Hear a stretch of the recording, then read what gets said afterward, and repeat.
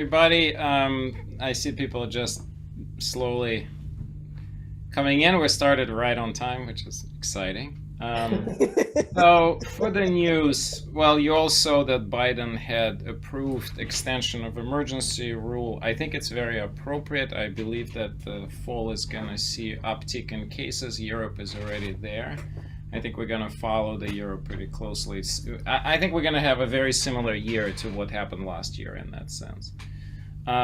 Next quick update. First tiny 40 patient study on Pfizer new shot just came out, basically saying same level of antibodies compared to the old vaccines, 4 and 5, BA 4 and 5.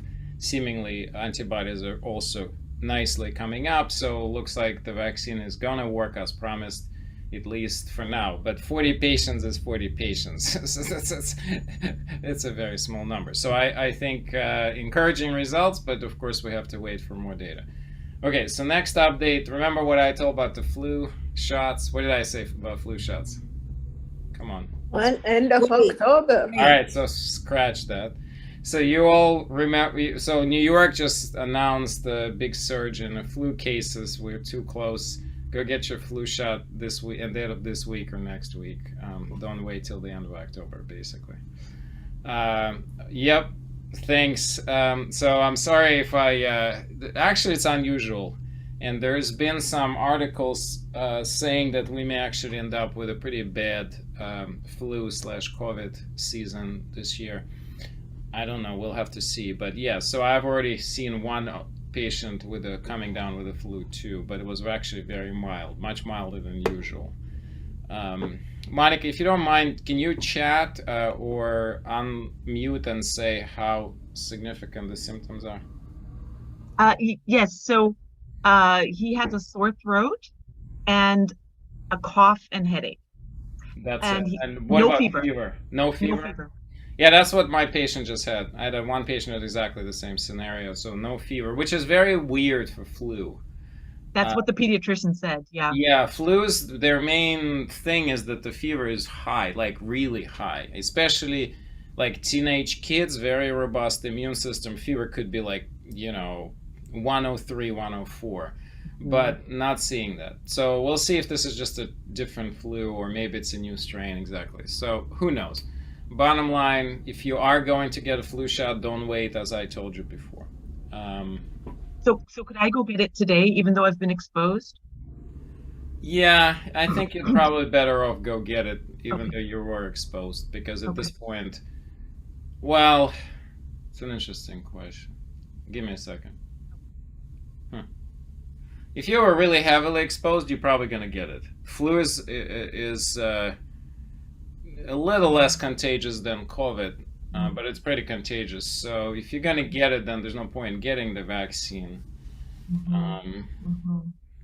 But otherwise, I guess if you don't get it, you should go get a vaccine sometime next week. Because if you're going to get it, the incubation period is pretty brief, like up to 5 days, but usually less.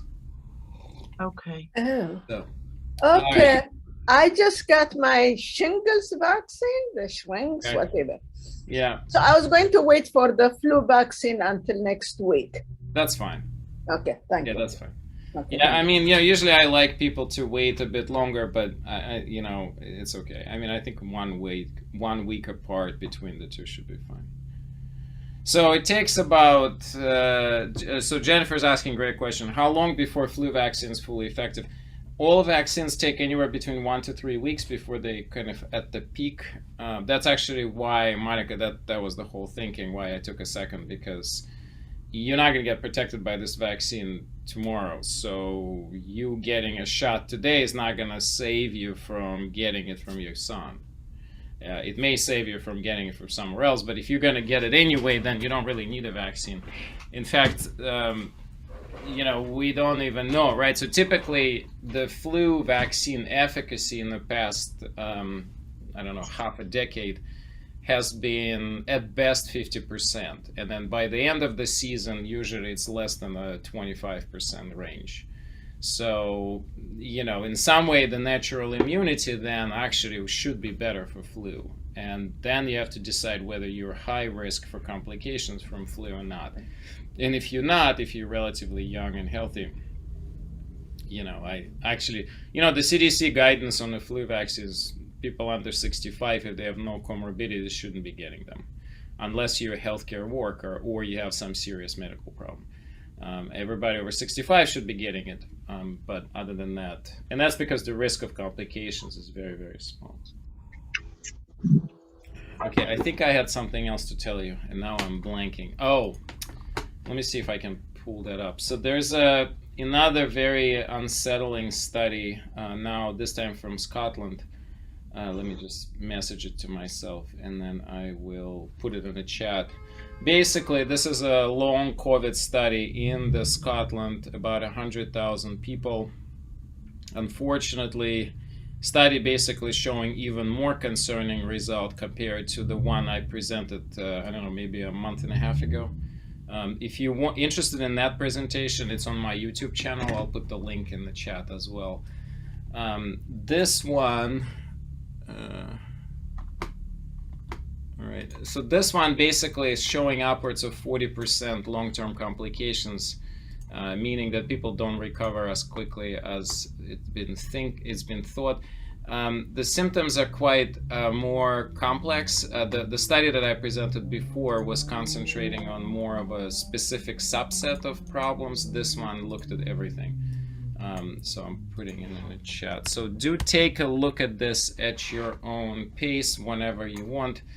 And I think we're not in Scotland, but I think data from this does apply to us quite well. They're gonna release, they just released preliminary findings. I give you the link to the actual trial so you can use it however you want. And then I'll put the link to my video on my presentation on the other larger study. So, all right, let's go back to questions. I want to be fair because Nyle usually goes a little longer because we love her and she needs more. Her presentation is very visual. So I want to keep my time shorter today than usual. All right, do I see any more questions? How long before? I think I answered that. All right, thanks, Al, for that.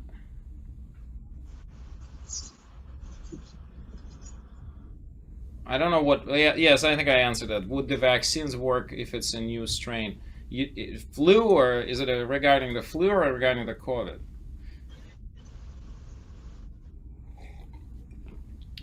If it's regarding the flu, every year the flu vaccine is specific for the circulating strain. So that's supposed, yeah, so it's supposed to work against the current strain, but even that is always a little behind. So, so that's why the efficacy in the last many years have not been great. Although last year we didn't have any flu. So, but this year the concern is that the flu will surface, partially because we're not masking as well, and partially just because we out a lot more. So and the concern is then also would be, will that flu be quite different because there was a skip of a season? I mean, these are all great questions. I don't have any answers for that. What about new strain of COVID? So there are a whole bunch of new strains. There's like 11222 or 1121. There's also 111. They all have slightly different characteristics. I will tell you this, I'm not going to talk about this today because none of them seem to be as concerning. I think I brought up one new subvariant of 4, and it appeared that it was going up, but now I'm not seeing communication about it. So I think the coming and going, it's yet to be seen if any of those newer concerning strains are going to be taking over. For now, that's not the case. So stay in touch with that. Okay, I'll take one more question if there is any. Otherwise, I'll end right here so I can enjoy my lunch while I listen to Nyle. And so today we have our own. They've been here way too many times. I probably can't even count how many. So Cynthia, Nyle, thank you guys so much. And I'm going to say a word. Oh, so who goes first? Cynthia or Nyle? I think Nyle, right? Nyle? So, I just want to say that personally, well, I'm a guy, right? So I don't really fully understand the women's pelvic floor issues problems. But I will tell you that over the years, I find that people like Nyle are probably most important part of your team if you have any pelvic floor dysfunction, because the reality is medical healthcare system completely unable to take care of most of pelvic floor problems. You really need a very good body worker, and it doesn't even matter exactly what they do. They just need to do it well and work with you continuously. These problems tend to often be pretty chronic, to my knowledge. So with that, Nyle, thank you so much. Welcome back. Welcome you here. Thank you. Take Thank it you. from there. And you're right, I do always run over. I'll try not to do that. I will be. Fundamentally, my role is to get you all up. So whenever you see me on the mindfulness experience, know that you're going to be moving. And that's honestly the biggest issue. Well, one of the biggest issues with chronic illnesses as we age is it's a stagnation issue. So what have we been doing over the past couple years? We've been sitting in front of screens probably more than ever. So I'm sure there's a correlation with your chronic pain and that. And dysfunction in the pelvic floor is no different. I really want you to look at this as just a piece of the whole puzzle. My job is to convince you that everything is connected, nothing is separate, both inside the body and outside of the body, as within, so without.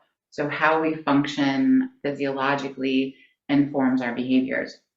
So if you kind of take it down to a more micro level and just say I'm going to be focusing on the pelvis, let's talk about pelvic dysfunction.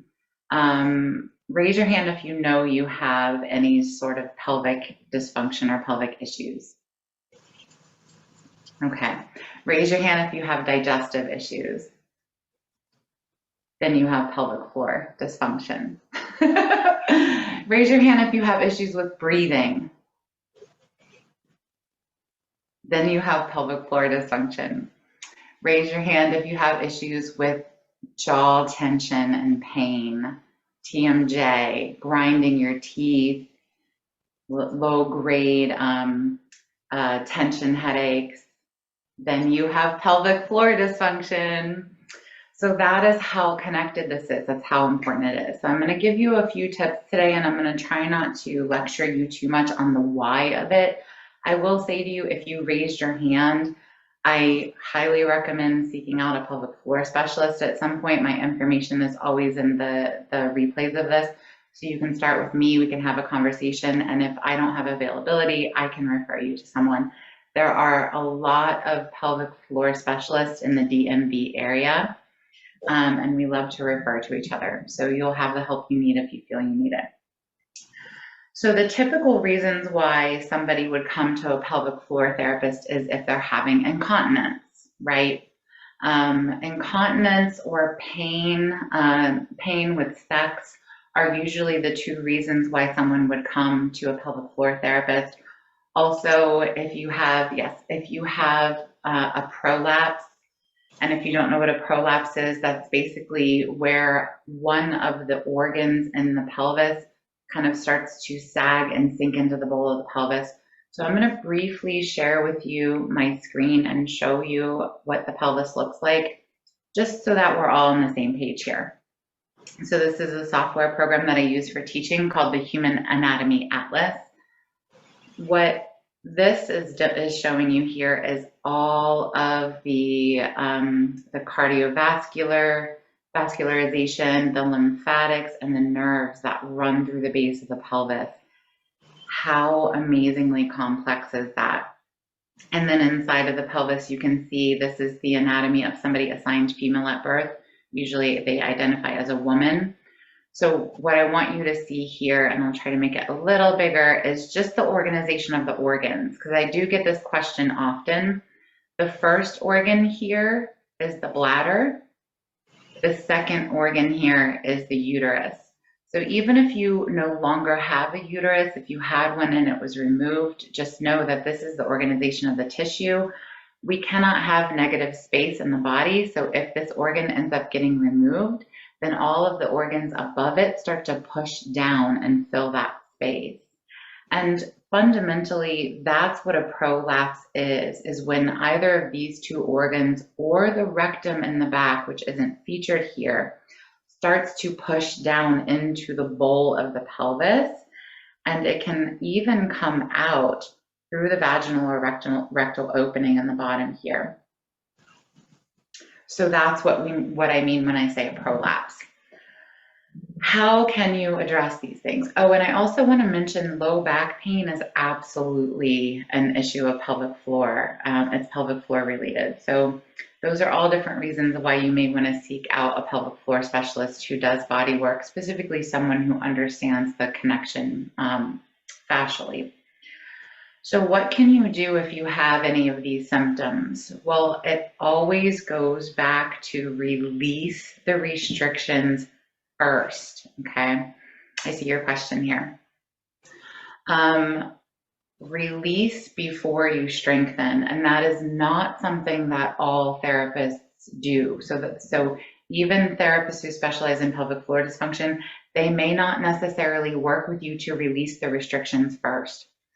Why do we need to release first? Because of something known as the length to tension discrepancy. So I have my little pelvic floor diagram here. I don't know why because I covered my face. My camera wants to see my face.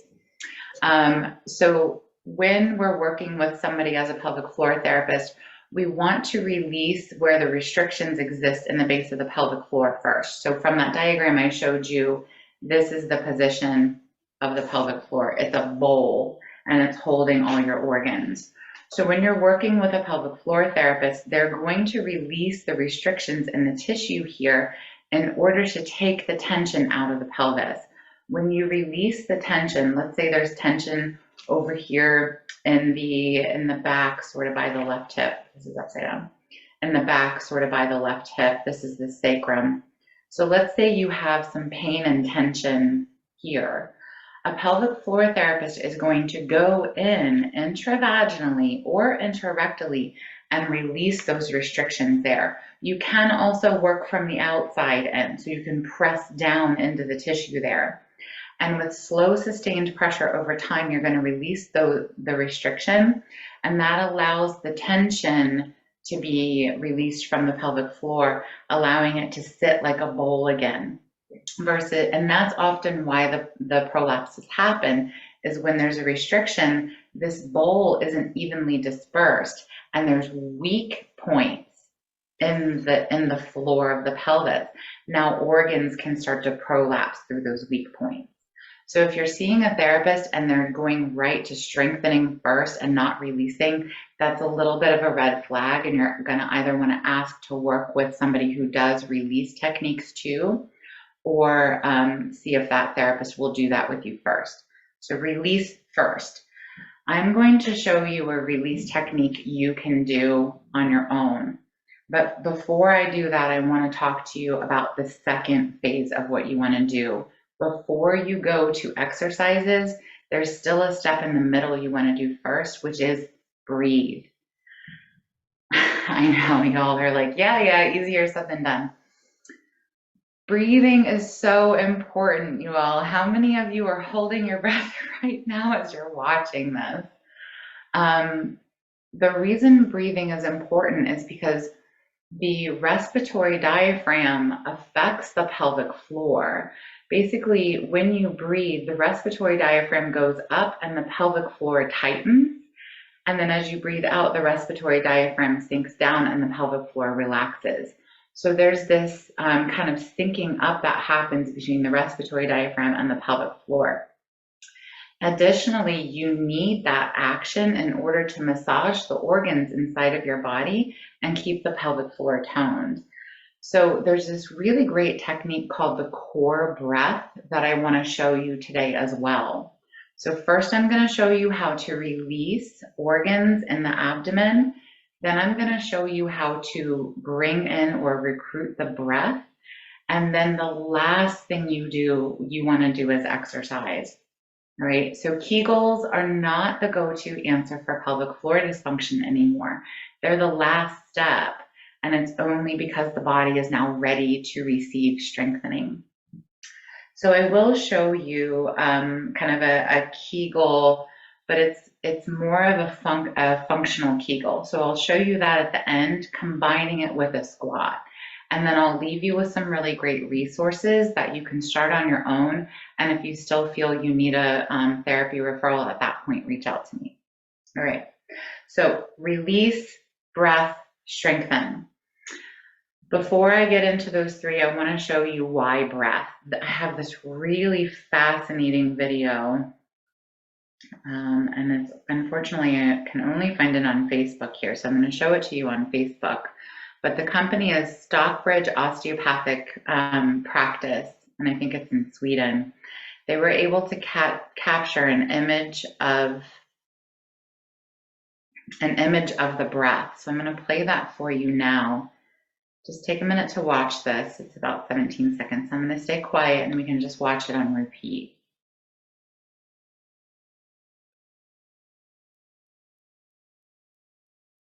So the in breath, the out breath.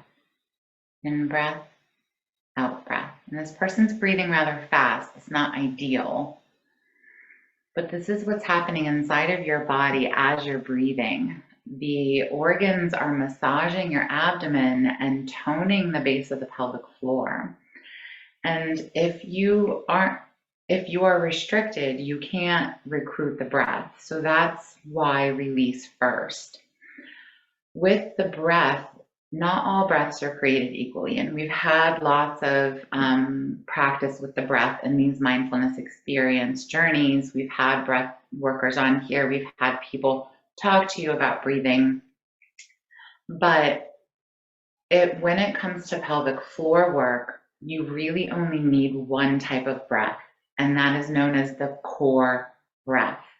So I'm going to teach you the core breath today as a takeaway to help you start to tone the pelvic floor and bring back function in this natural rhythm. And then before I wrap, I'm going to show you a release technique that involves a squat. So if you're in a space where you can stand at the end, please join me. If you're not in a space, go ahead and move to a space where you'll be able to stand when we get into that part.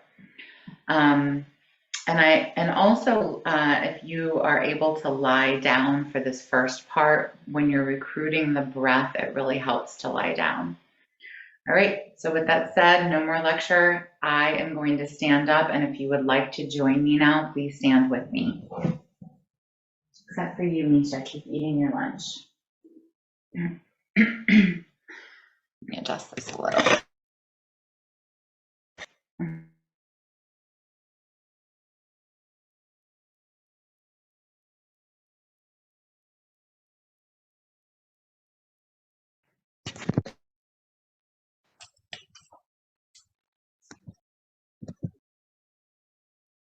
Okay, apologies, I lost video connection and now my screen is going haywire. Okay, here I am. Okay, release, breathe, strengthen. To release, if you have some sort of small ball about this size, it's about 5 inches round in diameter and air-filled and squishy. If you've worked with me before, you probably have one of these. If you don't have one of these, you can take some washcloths, like 2 washcloths, and roll them up and tie a rubber band around them. It'll become about this size. So what is this ball for? We use this ball to release restrictions in the abdomen, and in doing so, it helps us to recruit our breath. For pelvic floor, for releasing the pelvic floor specifically, I do recommend seeing a pelvic floor therapist for that. That's not something I'm going to teach you today, but this is absolutely something you can start to do today. So to release the abdominal muscles, you're going to take either a ball like this or a couple washcloths and find a tender spot either to the left or the right of the belly button, above the hip bone and below the ribs. So stay off of bone for this. And then all you're gonna do is lie down either on a yoga mat, on the floor, or even on your bed. So you'll find a spot in your abdomen and lie down on the ball, starting propped up on elbows and connecting with the pressure of the ball. If it feels tender in here, it means you need it. If it doesn't feel tender in there, roll off the ball a little and go a little higher or a little lower and see, or a little more into the belly button. All of this tissue is fair game. You have quite a few natural girdles or protection to your vital organs. So if you're just using an air-filled squishy ball or some washcloths, it's not going to hurt to do this. And you don't need to find a specific area. Just look for something tender. You don't need to know what it is necessarily. That's why this is a really great kind of foolproof thing for me to teach you now to start the release process that will have a direct effect on the pelvic floor. So when you find a spot, then you can start to lower down onto your hands and breathe into the ball. Release for about 5 minutes on one side, then come up, roll away and move it to the other side and do about 5 minutes on that side as well. My left side is my tender side, so I'm not going to be able to breathe to talk while I'm doing this. I won't stay here long. But after you do about 5 minutes on one side and 5 minutes on the other side, then you can come up on the hands and knees and push yourself back into a child's pose position. And if your knees can't handle that, then come up on the hands and knees and do a couple cat-cows. Round your back, arch back, pairing it with your breath, which brings me into the second thing. So the core breath. The core breath, there's a great video of the core breath, and I'll type into the chat the resource for this. But Kim Vopni has on YouTube a whole channel dedicated to the core breath. So if you're interested in this, go on YouTube, search her up, and she'll guide you through the core breath technique. So all the core breath is bringing your attention and focus into the natural expansion and contraction of the abdomen as you're breathing in and out. And if you're in a space to do this lying down, I would like for you to do this with me lying down. And if you're not, you can do it with me sitting up. So go ahead and find the space where you'd like to do this. And then once you're in the space where you're going to be focusing on your breath, tune into your breath for a moment and just take a natural breath in and out and count the number of seconds you were able to breathe in and out. And that's going to be your baseline. So if you're only breathing in and out for 4 counts, that's a pretty shallow breath. That might be where you need to start, but I do encourage you to try to work up to 5, 6, 7, or even 8 seconds in and seconds out. And for the core breath, it's an even count in and an even count out. The focus is not on the count, it's on what your abdomen is doing. So for the core breath, place your hands on your abdomen, and I want you to breathe in and feel your belly rise for the number of seconds that was your baseline, let's say 5. And then on the out breath, feel your belly fall for 5 seconds. So let's just do that a few more times.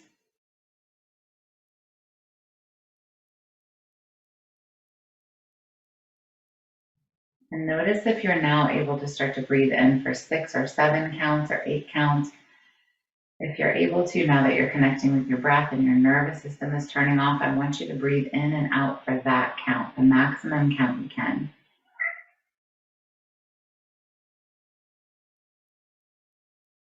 And if you're lying down, you can get a better sense of this. So I'm going to go ahead and lie down now because there is one more piece attached to this. If you're not lying down and you'd like to join me, now's the time. So lie back with your feet flat on the floor and your knees bent. And place your hands back on your belly. So let's go back to whatever your count was. Let's say your count was now 6. And go ahead and breathe in for 6 counts, feeling your belly rise. And breathe out for 6 counts, feeling your belly fall. Now that you've kind of got the hang of this, there's one more part to it. Remember, this is pelvic health. So as you're breathing in, your sacrum will also extend back into the floor if you're lying down, or back in your chair if you're sitting. As your belly rises, your sacrum extends back. I'm going to exaggerate it so you can see. And as your belly falls, your sacrum flexes under. So it ends up looking like this.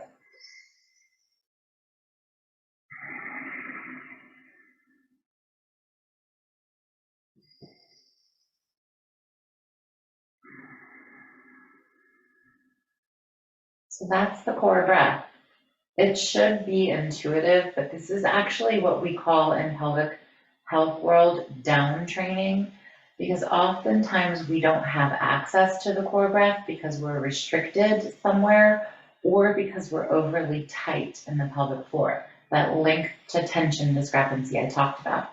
So usually we need to go back to the breath and retrain the body how to breathe in with the belly rising and the sacrum flexing or extending, and breathing out with the belly falling and the sacrum flexing. So it looks like a natural rhythm of the body. And then once you have kind of recruited the breath again, or come back connected to the breath again, then you can strengthen. Now, if you're down on the floor with me already, there's a really great, very basic exercise you can do from this point, which is just bridging your bottom up and back down. Now, when you do this, though, in order to recruit the pelvic floor muscles, you want to bring your heels hips distance apart, squeeze between your inner thighs as if you're squeezing a ball. And in fact, if you have your little air-filled ball, you can just place it between your legs at this point, and then slowly bridge up and hold for 4 to 5 seconds, and then slowly lower back down. So do about 5 to 10 of those, squeezing between your thighs, bridging up and holding for 1, 2, 3, 4, 5, and then lowering back down. Taking a break, maybe do a core breath here, and then bridge up again. Hold it for 1, 2, 3, 4, 5. And another really great tip here is if you push from your big toes, that automatically makes you squeeze your inner thighs, and then down. So you will do that for a total of 5 times, holding for 5 counts, working your way up to 10. So between those 3 different things that I taught you, that's kind of a great little starter routine, I feel like.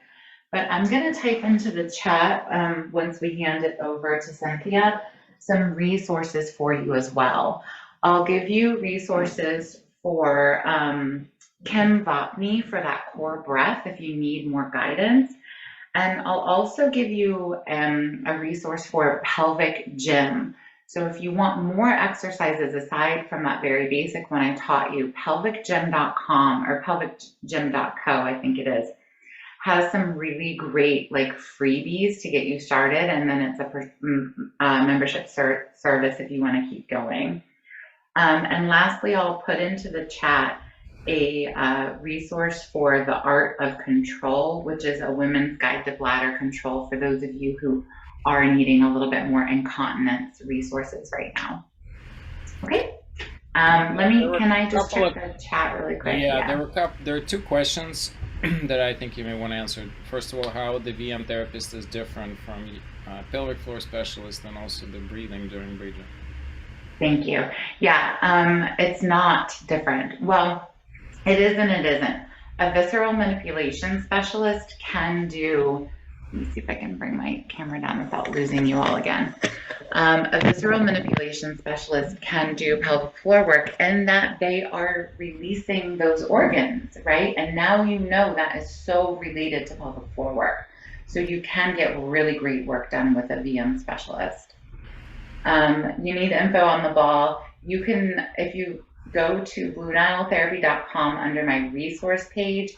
At the bottom, I actually have links to different tools that I use in my workshops, and the ball is one of them. I have a ball on there. What is the breathing doing while you are bridging? Oh, great question. Because oftentimes we're holding our breath when we're working, right? So when you're breathing, pair the out breath with the work part. Okay? So as you bridge up, low out. Pair the out breath with the work part. And then during the rest break, maybe take a core breath and then go into the second step, the second repetition. Okay, yes, and I'm going to put the resources that I just mentioned in the chat right now, so you'll get access to those. All right, thank you, everyone. Well, thank you, Nyle, and now Cynthia's gonna take over. Let's pin Cynthia here. Oh, there we go. So thanks so much for coming. Just want to bring up that on January 8th, Nina and Cynthia will be doing an online mindfulness retreat. So Cynthia is going to mention a little bit about it towards the end today, and we hope to see some of you there. Thank you so much. Thank you so much. I am delighted to be here with you all.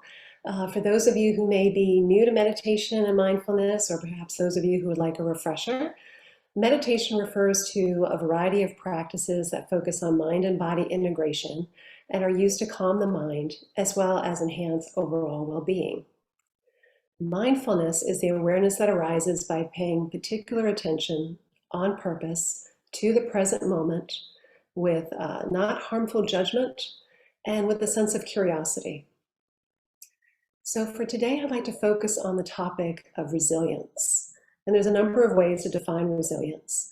It's essentially the ability to recover from or adjust easily to misfortune or change, and the ability to withstand stress.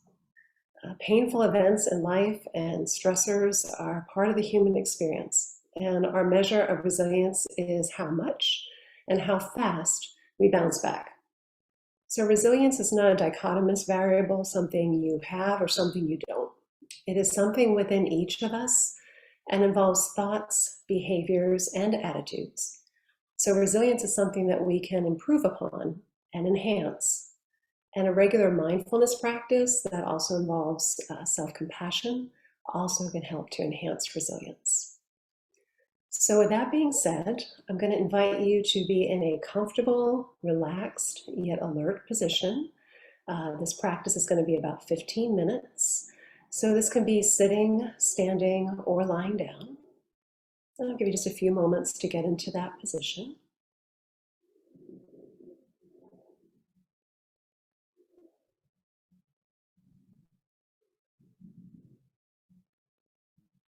And once you're in that preferred position, I'm going to encourage you to take 3 deep cleansing breaths, perhaps in through the nose, out through the mouth.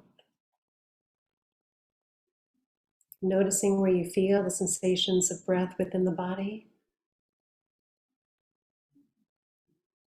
You may feel it most within the abdomen, or within the chest, or within the throat, or the nostrils.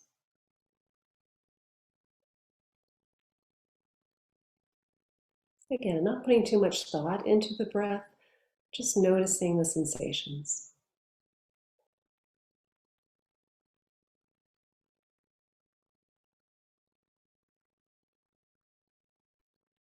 I'm also going to invite you to close your eyes or gently lower your gaze if you haven't already.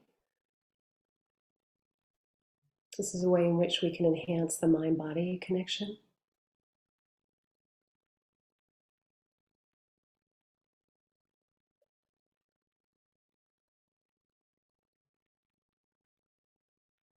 And taking a few moments again to notice the sensations of breath within the body, as well as the body itself. Tuning in all the sensations and all the senses as you inhale and exhale.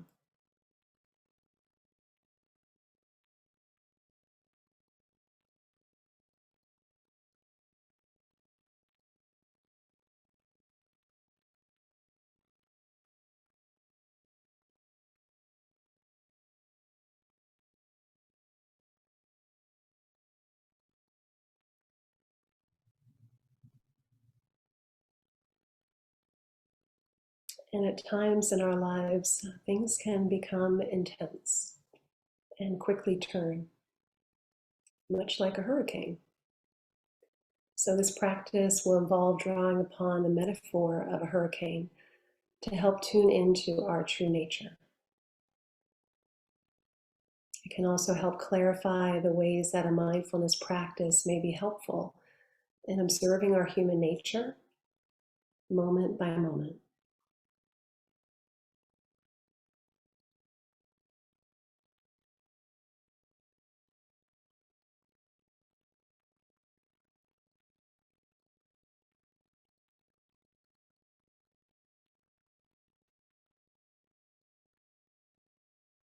And by observing our lives in this way, we can often create spaciousness around the challenges that we face that can arise during the day and at times throughout life.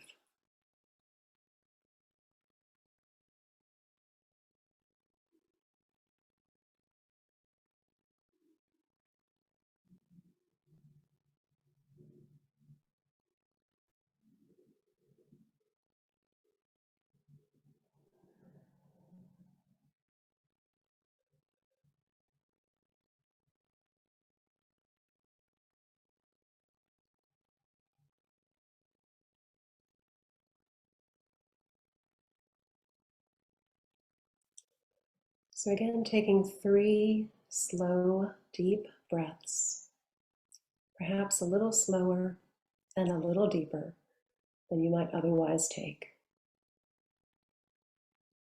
So deep and slow inhales and deep and slow exhales.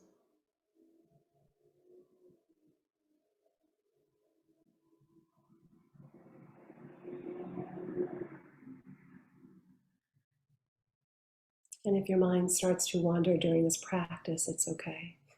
It's very normal. That's what our minds do. Just gently noticing that your mind has wandered, and gently bringing it back, bringing your awareness back to the present moment.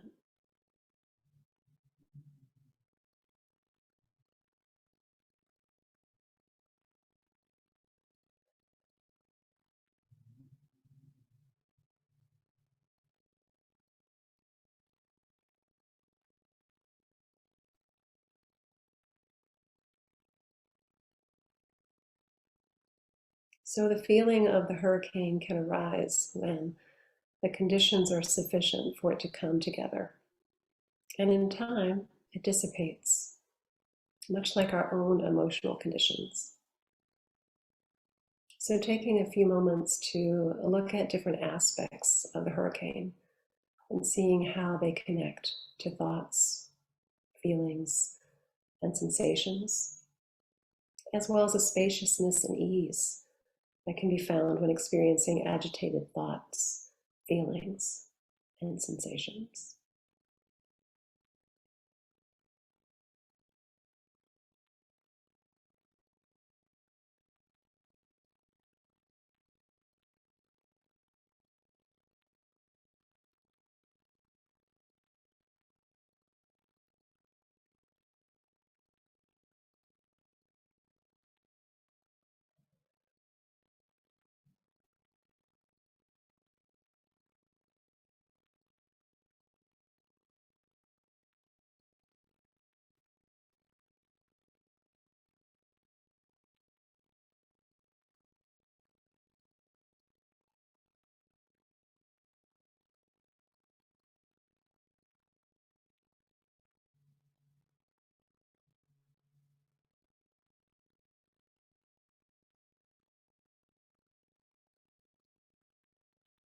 So thoughts can arise from time to time that can be judgmental, pessimistic, and reactive, like the outflow of high-level clouds that intensify the hurricane as they move away from it. And taking note of thoughts that arise in our mind now, or thoughts that have arisen today, that may carry a judgmental or reactive quality. Just noticing these thoughts as you continue to breathe and tune into the sensations of breath.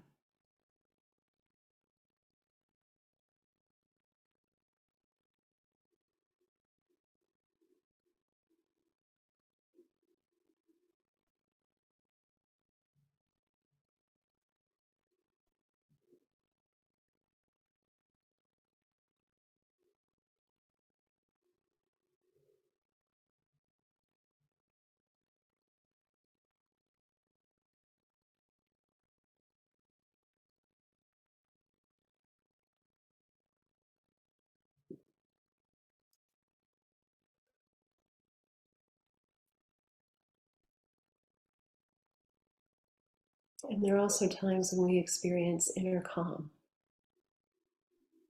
much as found within the eye of the storm. And this can serve as a reminder that we don't have to have the intense and agitated thoughts, feelings, and sensations just to disappear in order to find that inner calm, that inner tranquility.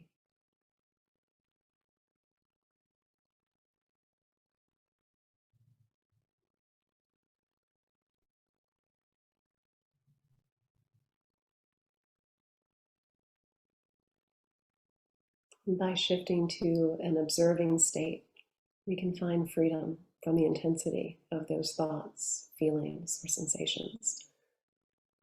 It's like finding our way into the eye of the storm, into a place of our own safe refuge, without needing anything to change.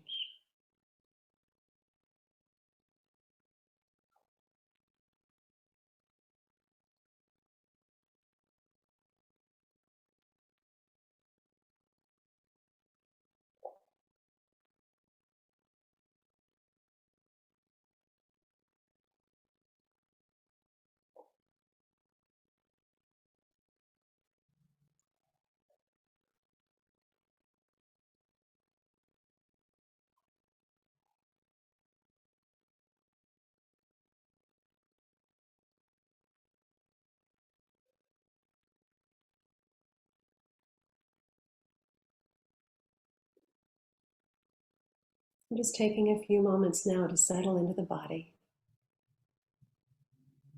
aware of thoughts,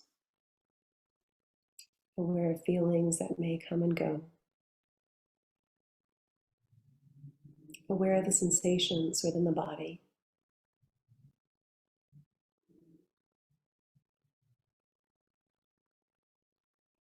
Aware of allowing our breath to anchor us a little more fully, to steady us a little bit more comfortably into the moments of this practice.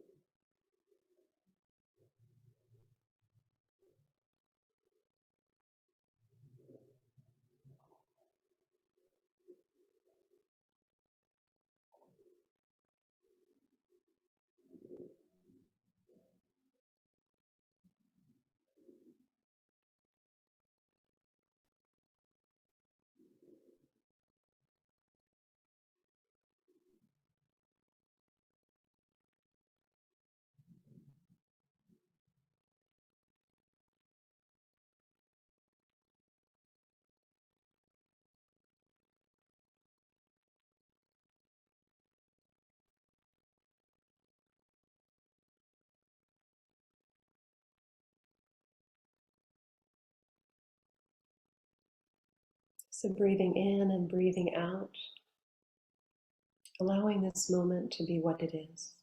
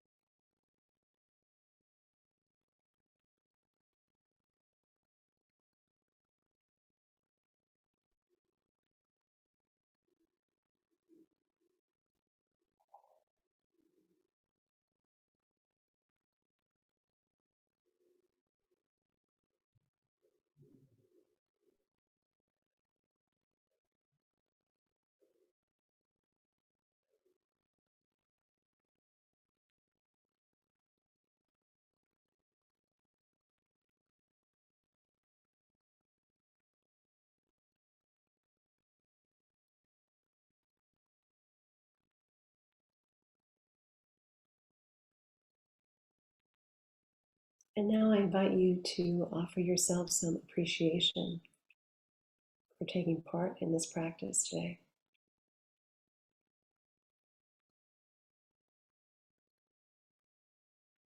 And devoting some time to your overall health and well-being.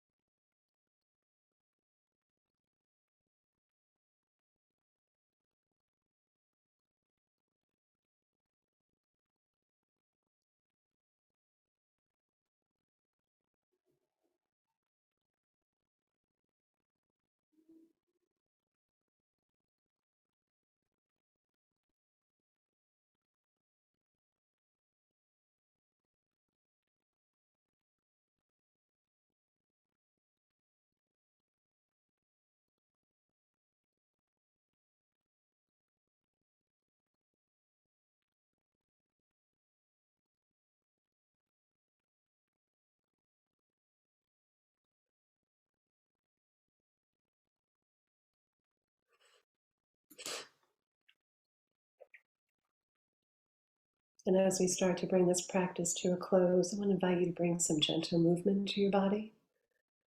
Perhaps wiggling your fingers and toes, and rotating your wrists and your ankles. Just moving your body in a way that feels right for you.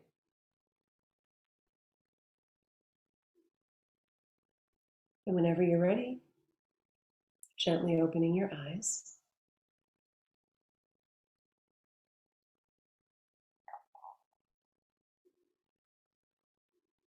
And as Misha had mentioned earlier, Nina Paul is another MBSR teacher and provider through GWCIM, and we are going to be providing an in-person, weather permitting, half-day mindfulness retreat on January the 8th, and would love to see you there.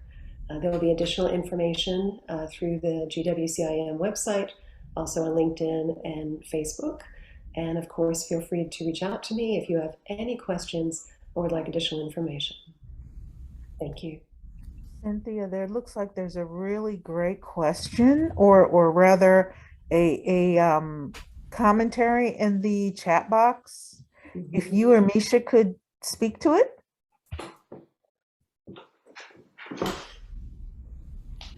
Yeah, I think that happens to a lot of people because you actually begin to tune into your own internal emotional states, and it could be laughter, it could be crying, it could just be anything really.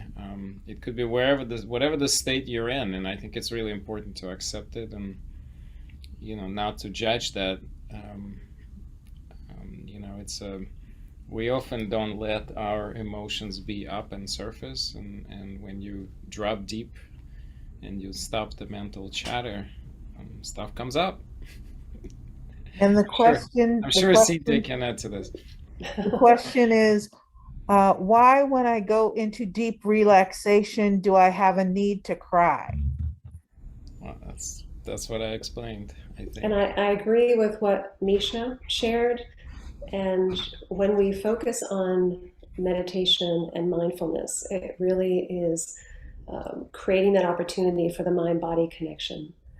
And it takes us out of autopilot, where we may be rehashing the past or rehearsing the future. And it's very common for intense emotions to arise that can really run the gamut. I would encourage individuals who have a very strong reaction when they meditate. They may want to practice meditation, perhaps along with a counselor or in another safe space. But just definitely want to make sure that you have the support that you need. And the important thing also is to, accept that that is how you're feeling, accept your feelings, accept your emotions. But also turning toward a support network can also be very helpful. I think Nyle also brought up a really good point. Crying is not always negative emotion. Actually, it could be just a release, or it could be very deep positive state where it's just, like the state of exhalation or the state of awe, where tears just well up because you feel connected, you feel presence of the whatever divine means to you, and I think that's also a powerful message that again I think tears can mean a lot of things to different people. Absolutely.